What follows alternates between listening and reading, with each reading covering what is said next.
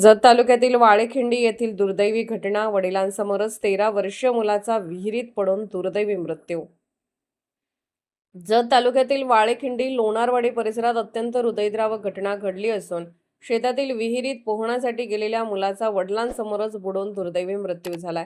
हर्षद दत्तात्रय हिप्परकर, वय वर्ष 13, राहणार वाळेखिंडी, तालुका जत, जिल्हा सांगली असे मृत मुलाचे नाव आहे. मिळालेल्या माहितीनुसार हर्षद आपल्या कुटुंबियांसोबत शेत परिसरात गेला होता.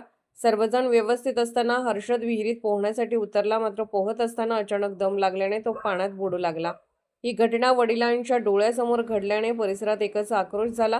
कुटुंबियांनी व ग्रामस्थांनी तात्काळ मदतीसाठी धाव घेतली, मात्र तोपर्यंत हर्षद पाण्याखाली गेला होता. या घटनेची माहिती माजी सभापती पंचायत समिती जत शिवाजी शिंदे यांनी आपत्ती व्यवस्थापन स्पेशल रेस्क्यू फोर्स आपत्कालीन पथकास दिली.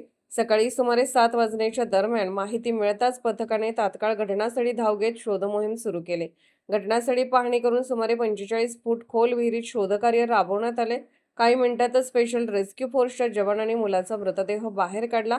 त्यानंतर मृतदेह नातेवाईकांच्या ताब्यात देण्यात आला. या शोध व बचाव कार्यात स्पेशल रेस्क्यू फोर्स आपत्कालीन पथक, आपत्ती व्यवस्थापन कमांडर कैलास वडर, महेश गव्हाणे, सागर जाधव, आसिफ मकानदार यांनी सहभाग घेतला. या दुर्दैवी घटनेमुळे वाळेखिंडी परिसरात हळहळ व्यक्त होत असून संपूर्ण गावावर शोककळा पसरली आहे.